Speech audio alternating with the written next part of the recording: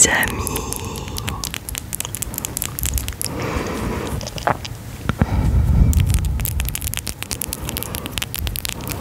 Ce soir,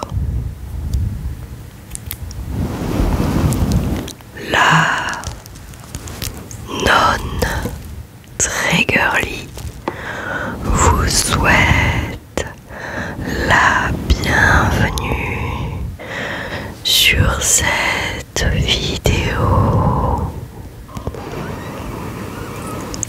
Alors, au menu aujourd'hui, eh bien, un savoir insolite,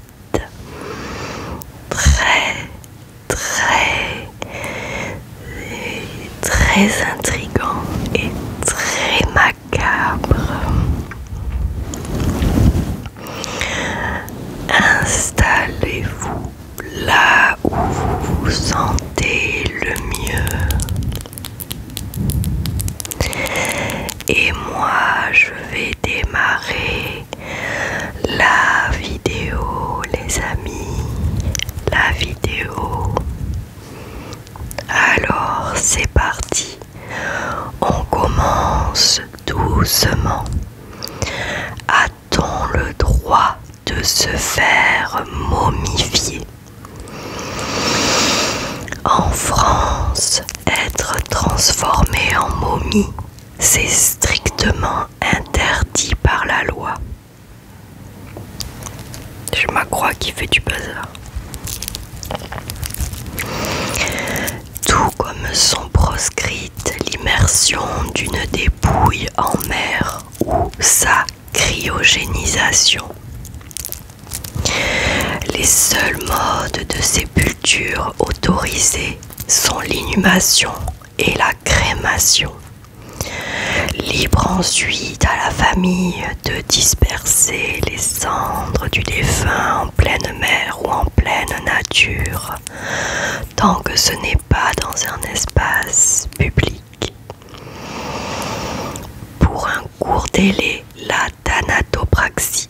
On recourt à la thanatopraxie ou embaumement dans le cas où le corps doit être transporté quand l'enterrement est différé ou bien si un accident a abîmé la dépouille. Le temps de préservation est rallongé, mais un corps ne se conserve pas indéfiniment avec cette technique. N'en déplaise au lecteur des aventures de Tintin, pas de Rascarcapac dans le salon.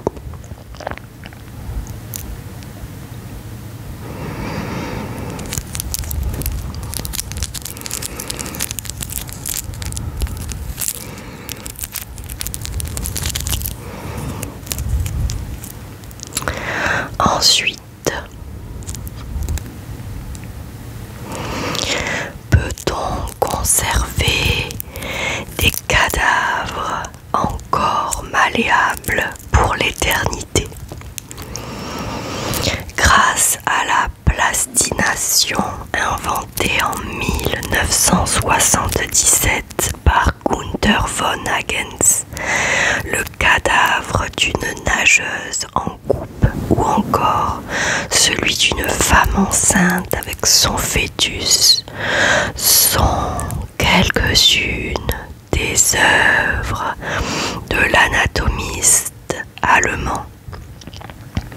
Jugées monstrueuses par certains, pédagogiques par d'autres, ces momies modernes ont pu être exposées dans le monde entier grâce à ce procédé révolutionnaire. 4 étapes sont nécessaires pour transformer des cadavres en des corps malléables, inodores et en bon état pour l'éternité. Le corps écorché est d'abord immergé dans du formol pour éviter la décomposition des tissus. Puis il est placé dans un bain d'acétone afin d'éliminer l'eau, le sang et les graisses. Plongé ensuite dans une cuve de silicone, ces tissus se gorgent de caoutchouc Enfin, le silicone est fixé grâce à un gaz durcisseur. 1000 heures de travail. Après 1000 heures de travail, tous les organes sont visibles et même manipulables par des étudiants en médecine. Günther von Hagens commercialise d'ailleurs les ingrédients nécessaires à la plastination. Déjà au XIXe siècle, bien avant lui, d'autres anatomistes ont cherché à conserver des cadavres. Au XIXe siècle, le français Honoré Fragonard a lui aussi défrayé la chronique avec ses écorchés. Sa technique de conservation, moins élaborée car les organes ne conservaient pas leur forme originelle, était néanmoins innovante. Il injectait du suif de mouton dans les vaisseaux pour assouplir et imperméabiliser les tissus. Puis, il vernissait les cadavres avec une résine de mélèze.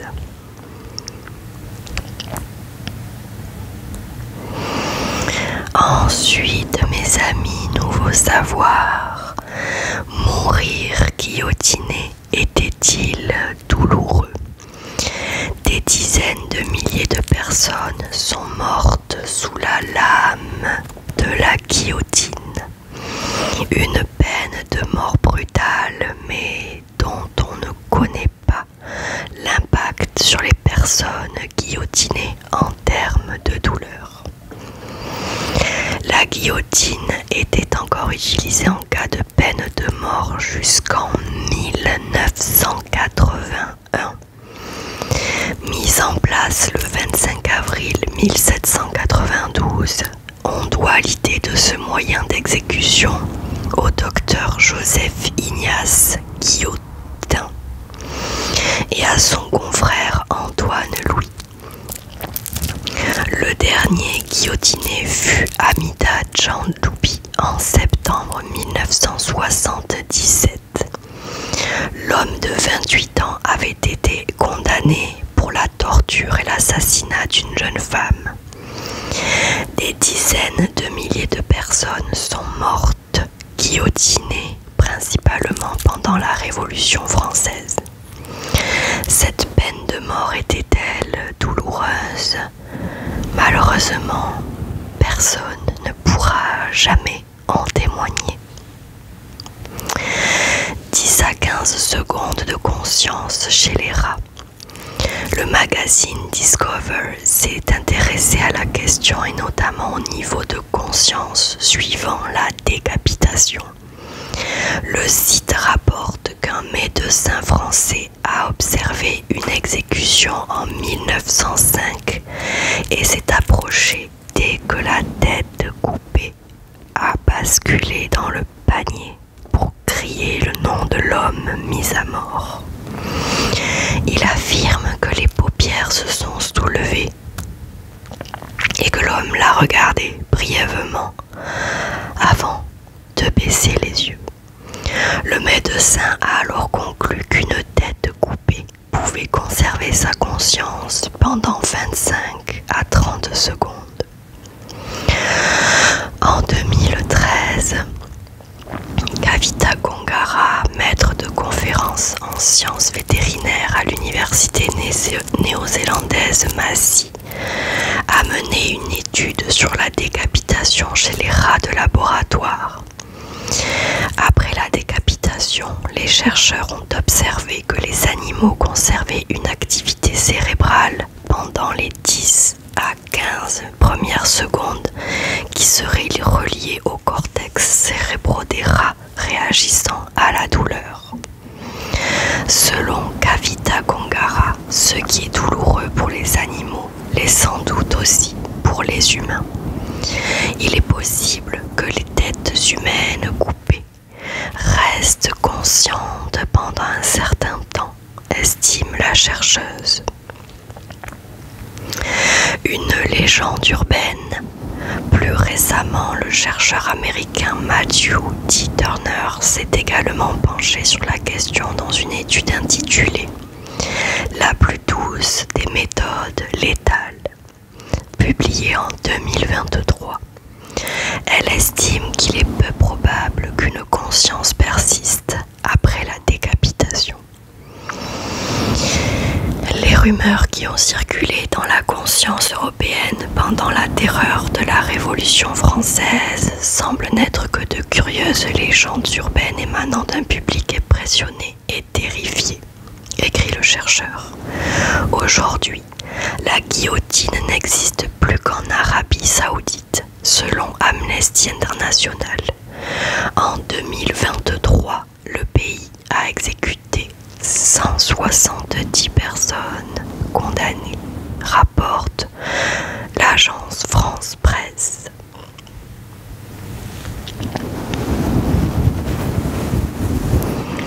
Continuons les amis, continuons. Et vous, pensez-vous que la guillotine fait mal? Mourir guillotiné était-il douloureux selon vous? Dites-moi dans les commentaires, qu'est-ce que vous en pensez? Nouveau savoir, combien de temps faut-il pour dissoudre un corps dans de l'acide? Moins de 24 heures si l'on se réfère au cas de Colin Nathaniel Scott, 23 ans, tombé le 7 juin 2016 dans une source d'eau bouillante et acide du North Jersey Basin, dans le parc national de Yellowstone aux États-Unis. Les secours n'ont retrouvé aucune trace de la victime. Cet affreux accident a ravivé un débat sur les réseaux sociaux. Les criminels font-ils vraiment disparaître les cadavres avec de l'acide? En 2013, l'émission scientifique Mythbusters a voulu reproduire une scène culte de la série télé Breaking Bad dont le héros, professeur de chimie, devenu trafiquant de drogue, dissout un corps dans une baignoire d'acide fluorhydrique.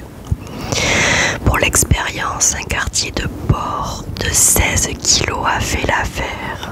Il a été réduit à l'état de soupe noirâtre en 5 minutes, mais en utilisant une solution Piranha, mélange d'acide sulfurique et de peroxyde d'hydrogène. C'est aussi avec un cochon que Massimo Grillo, légiste de l'université de Palerme, en Sicile, a mis à l'épreuve de la science les allégations de mafieux repentis selon lesquels Cosa Nostra éliminait les corps à l'acide sulfurique en 15 à 20 minutes. Très exagéré selon le médecin, le processus lui a pris plus de 48 heures, après qu'il a ajouté de l'eau pour activer la réaction, et encore la carcasse n'a pas totalement disparu.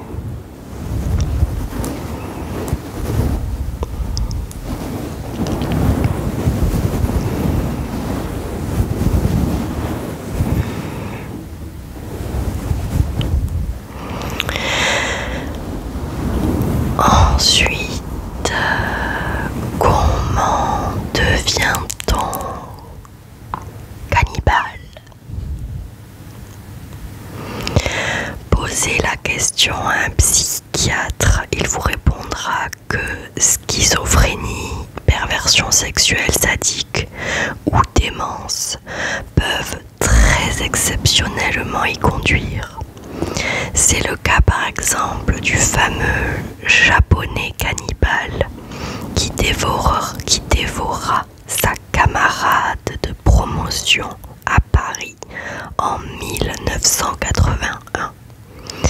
Poser la question à un historien comme lors du siège de Sancerre en 1573 ou celui de Leningrad durant la Seconde Guerre mondiale.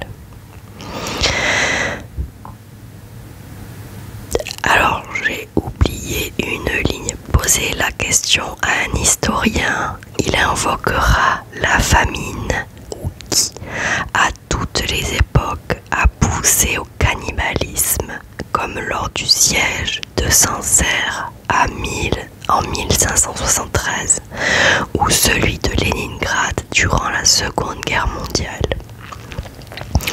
Posez enfin la question à un ethnologue, il vous répondra que si les Amérindiens Tupis mangeaient leurs proches après leur mort, endocannibalisme, c'était pour retenir leurs esprits avant qu'ils ne s'envolent. S'ils tuaient et dévoraient leurs adversaires d'autres tribus, exocannibalisme. En revanche, c'était pour s'approprier leurs vertus guerrières, force, bravoure et devenir immortels. Un rituel religieux, rien à voir avec un rituel bestial, comme l'ont cru les premiers colons débarqués en Amérique au XVIe siècle. Selon Anne-Christine Taylor, spécialiste des tribus d'Amazonie, ces chrétiens qui avaient fait de l'ingestion symbolique du corps de leur Dieu un des piliers de leur religion ont toujours nié la dimension religieuse du cannibalisme des Tupis en raison de sa proximité avec l'Eucharistie. Ils réduisirent ce rituel à une pratique barbare et commune à tous les Amérindiens. Cette pratique était pourtant loin d'être si courante, explique l'ethnologue. En réalité, le cannibalisme s'est développé avec l'arrivée des Occidentaux. En effet, l'exocannibalisme est lié à la guerre. La lutte contre les colons aurait apporté plus d'ennemis à combattre, donc davantage d'âmes guerrières à dévorer.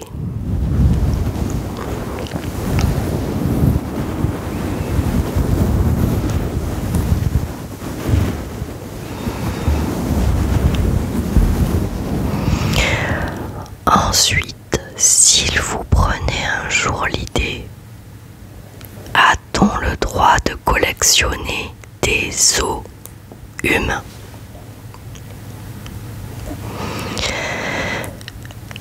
La loi est formelle depuis 1997. Le corps humain a un statut d'inviolabilité. Tout élément le constituant, les os, la peau, membres momifiés, tête réduite, ne peut être acquis ou détenu par un particulier. Ce statut juridique s'applique à tous les vestiges, qu'ils soient contemporains ou très anciens. Toute violation de sépulture, même antique, est sanctionnée par 15 000 € d'amende et d'1 an d'emprisonnement maximum. Fouilles interdites. Il est également interdit de procéder à des fouilles sur certains champs de bataille, comme celui de Verdun, où 80 000 corps de soldats allemands et français seraient encore enfouis. Les momies égyptiennes et sud-américaines bénéficient de la même protection, et seuls les musées et laboratoires agréés peuvent en posséder.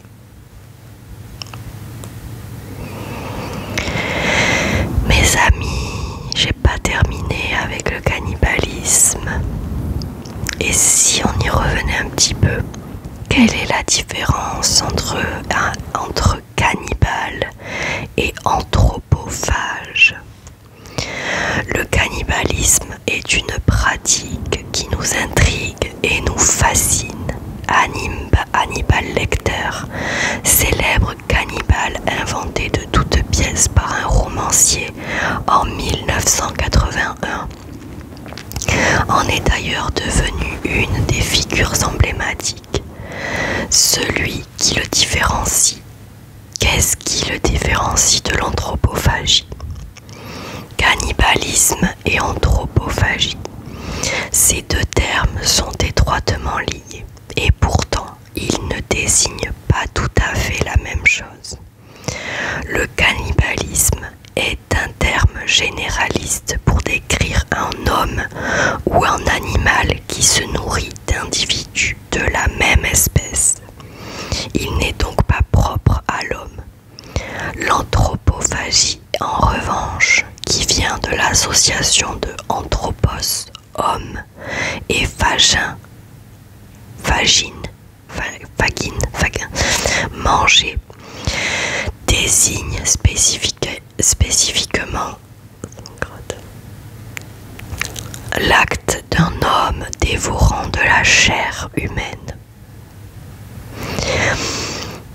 Par définition, un anthropophage est donc un homme cannibale.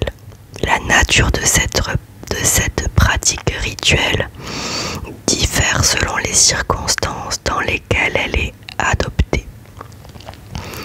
L'exocannibalisme. L'exocannibalisme est associé à une pratique de guerre qui consiste à manger la chair d'un ennemi vaincu pendant le combat. C'est un acte de bravoure et d'appropriation de la force adverse qui a souvent été pratiqué par certaines tribus amazoniennes, les Aztèques en Nouvelle-Guinée ou encore en Afrique. Mais loin des clichés qui nous font tant fantasmer, depuis des années, ces rituels n'avaient rien d'exclusif et étaient souvent associés à d'autres pratiques comme la mutilation ou la simple décapitation. L'exocannibalisme a également été pratiqué en temps de guerre, notamment en 1937 lors du massacre de Nankin, pendant lequel les soldats se sont délectés du cœur de leurs ennemis déchus.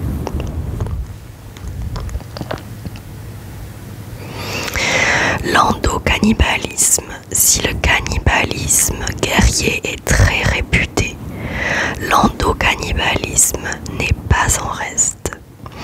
Il reste une pratique funéraire qui consiste à se nourrir des restes d'un proche afin de transférer son âme dans l'organisme du consommateur. Cela dit, il ne s'agit pas forcément de dévorer à proprement parler le corps du défunt.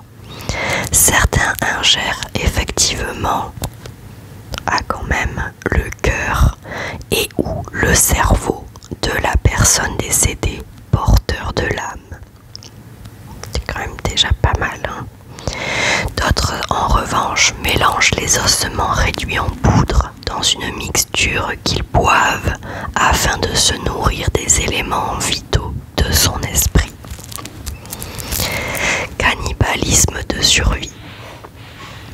Le cannibalisme de survie, quant à lui, n'a rien de rituel. Considéré comme un geste désespéré de dernière chance pour ne pas mourir de faim, cette pratique a sauvé de nombreuses vies au cours de l'histoire, notamment lors du dramatique accident d'avion dans les Andes en 1972, qui avait obligé les rescapés, isolés du monde dans les hautes montagnes pendant de longues semaines, à consommer les restes des cadavres conservés par le froid. Cette forme de cannibalisme a également été pratiquée pendant les épisodes de grande famine à travers le monde. Et enfin, cannibalisme des psychopathes. Cette forme de cannibalisme est pratiquée par des personnes perturbées psychologiquement, développant une appétence pour des rituels anthropophages de mutilation ou à connotation sexuelle.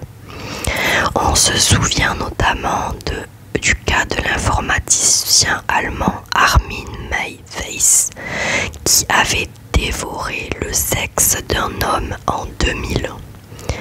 Luca Rocco Magnotta, surnommé le dépeceur canadien, avait également fait parler de lui en 2012 pour avoir tué, démembré, puis mangé une partie du cadavre de sa victime. Ou encore plus récemment en 2017, ce couple russe, arrêté pour avoir assassiné et procédé à des actes de cannibalisme sur une trentaine de victimes depuis 1999.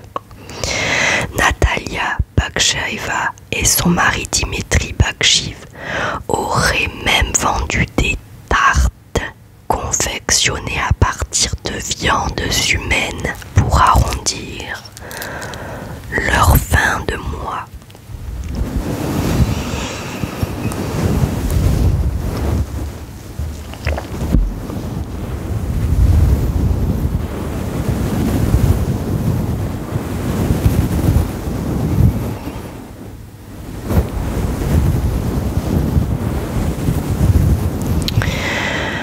Ensuite, les amis, qu'est-ce que le rituel des têtes réduites?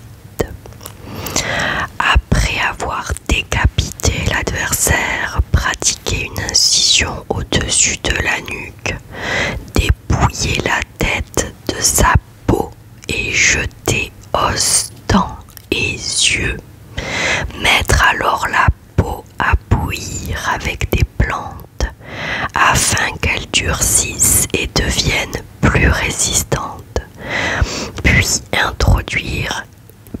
y introduire des galets et du sable brûlant pour la faire rétrécir.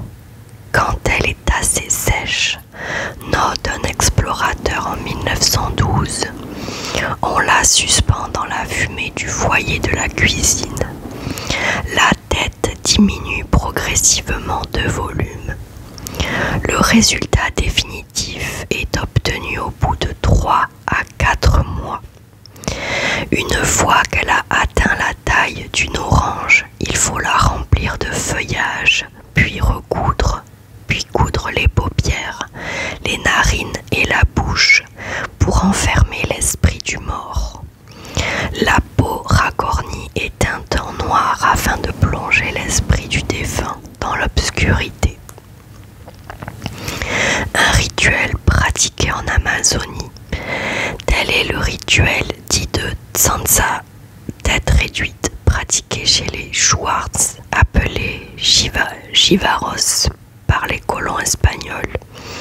Une tribu d'Amazonie chez qui le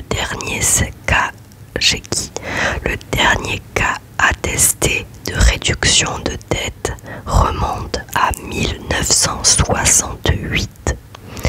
Le rituel visait à emprisonner l'âme de l'ennemi, le Musak, afin qu'elle ne puisse pas revenir se venger.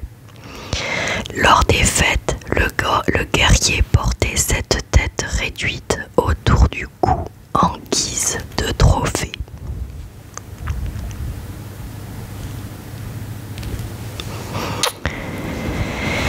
Oula!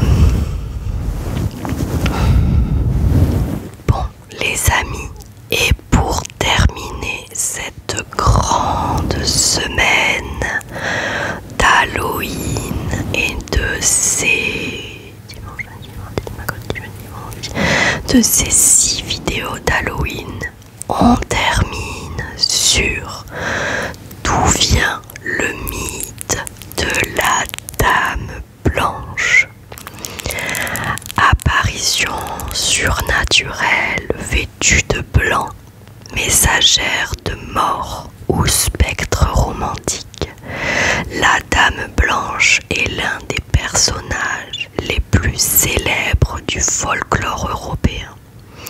Tantôt fée, tantôt fantôme, elle hante les routes, les rivières, les châteaux ou les souvenirs. Mais d'où vient exactement cette légende aussi ancienne que tenace? La Dame Blanche est une figure figure mythique qui traverse les siècles et les continents. Du Moyen Âge à aujourd'hui, elle apparaît tour à tour comme une fée vengeresse, une mère infanticide condamnée à errer, une aristocrate assassinée ou une autostoppeuse fantomatique, tantôt protectrice, tantôt annonciatrice de mort. Elle continue à fasciner et à effrayer. Retour sur les différentes origines de ce mythe populaire dont les formes ont largement évolué selon les époques et les régions.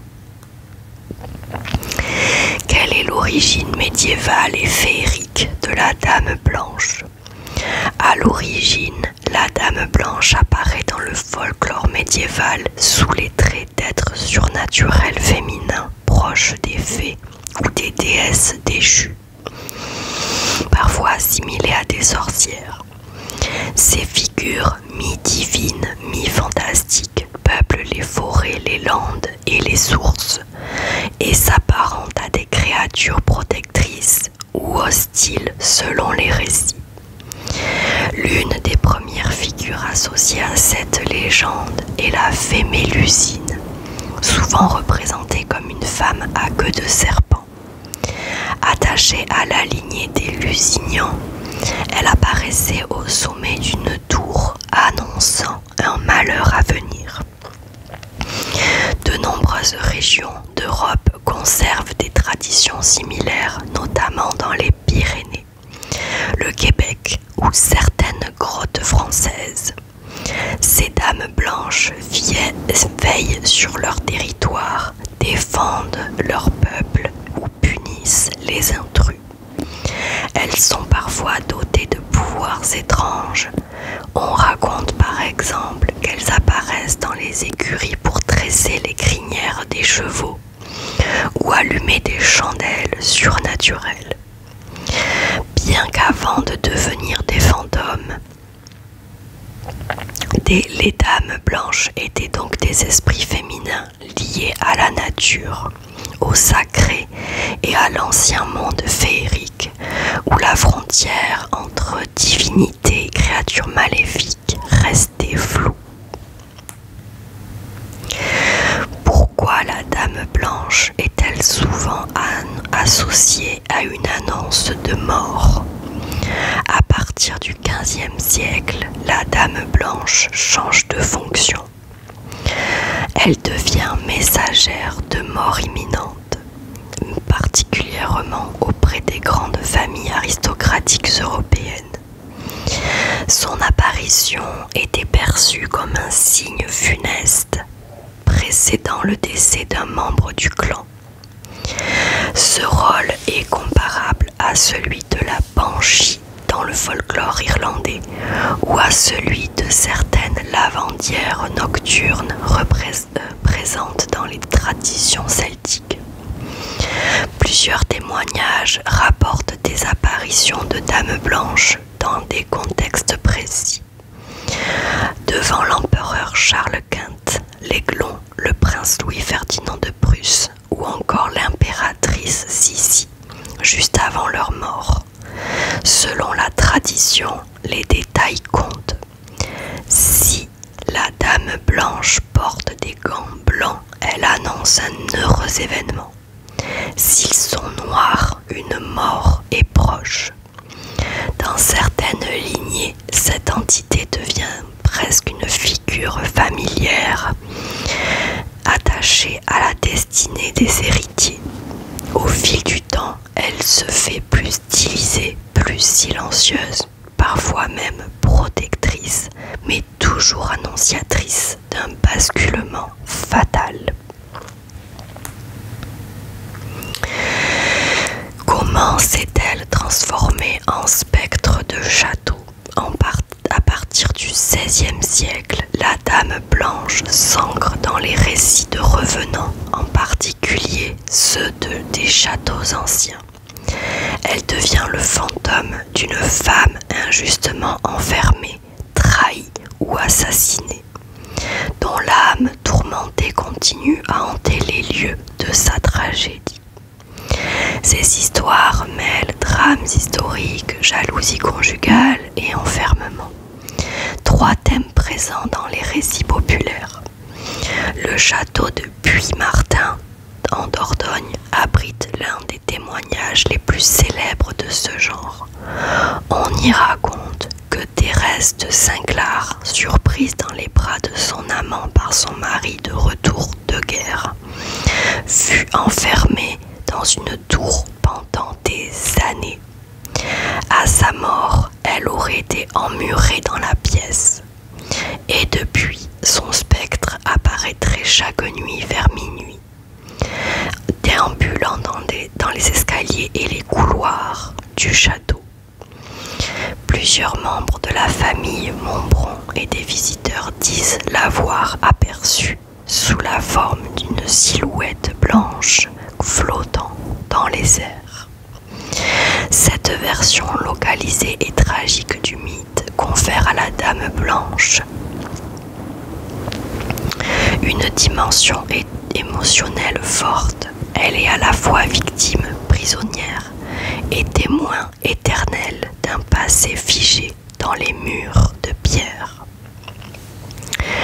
Pourquoi l'histoire de l'autostoppeuse fantôme est-elle si populaire dans sa version contemporaine?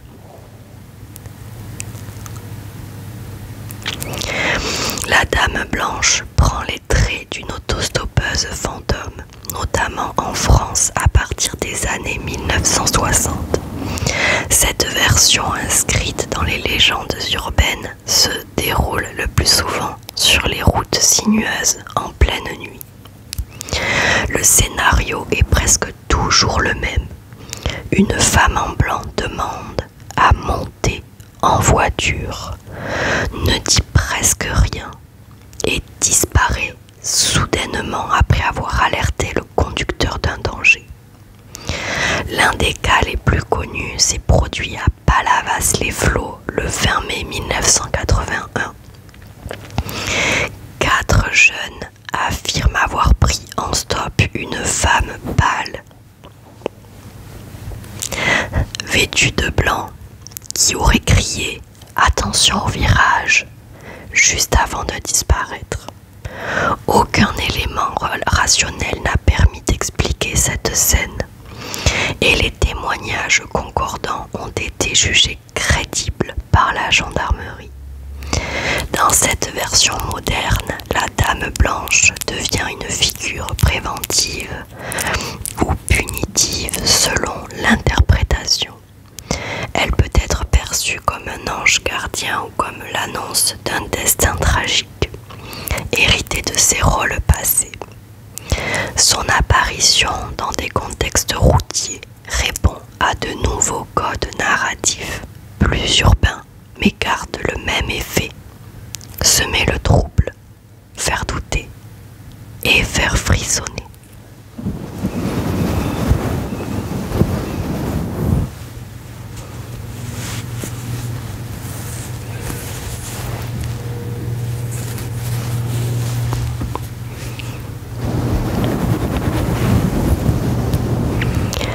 Et voilà mes amis, cette semaine d'Halloween est terminée. Et vu que nous sommes le 31, eh bien je vous souhaite un excellent Halloween, une bonne fête d'Halloween. Profitez-en bien pour vous déguiser, vous regardez des petits dessins animés qui font peur ou des films qui vous font frissonner, mangez des choses bizarres, cuisinez, mettez-y des petites touches d'Halloween. N'hésitez pas à m'envoyer en photo vos créations en commentaire, vos déguisements.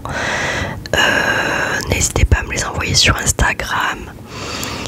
M'envoyer vos déguisements, vos créations culinaires ou créations de décors dans vos maisons, dans vos jardins. N'hésitez surtout pas, j'aime beaucoup. Moi cette année je ne déguise pas ma maison parce que je fais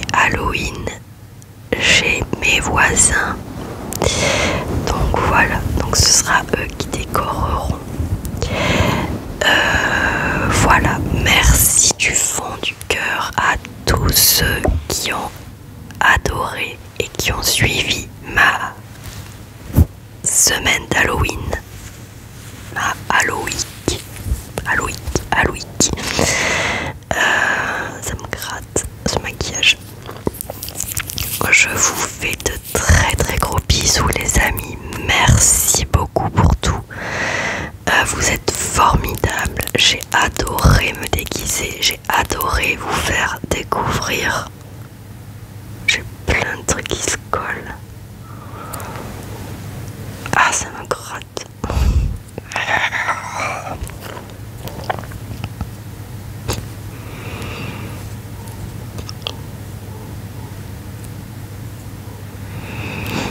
Ah, c'est un cheveu qui est là. Avec des ongles de 300 cm de long. Bon bref. Je vous fais de très gros bisous les amis. Bisous de la nonne. J'ai pris beaucoup de plaisir à faire tous ces déguisements, chercher les vidéos, vous tourner toutes les vidéos. C'était super.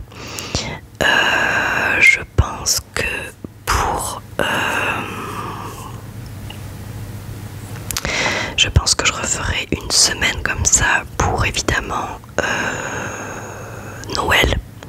Alors pas un calendrier de l'Avent, peut-être pas. Ah, je l'ai. Ah, j'en ai un autre. Ah, je l'ai. Ah, enfin. Peut-être pas 24 vidéos, mais peut-être une vidéo tous les 2 jours. Je verrai, je vais pas trop m'avancer. En tout cas, merci d'avoir suivi ma semaine d'Halloween. Je vous fais de très gros bisous. Merci du fond du cœur. N'hésitez pas à me laisser un commentaire. Mettez un boost si la vidéo vous a plu. Likez, partagez, abonnez-vous, tout ça, tout ça.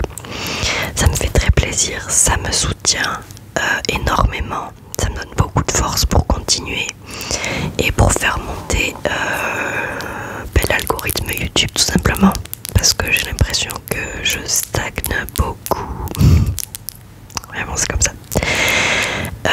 Je vous fais des bisous les amis. Soyez prudents, buvez de l'eau, soyez heureux. En tout cas, moi je vous souhaite tout le bonheur du monde. Soyez en sécurité aussi. Barrez vos portes. Et d'ici là, d'ici qu'on se retrouve, bonnes vacances à ceux qui sont en vacances. Bon courage pour le travail, pour ceux qui travaillent. Et puis voilà, gardez l'œil ouvert les amis. Halloween est terminé, mais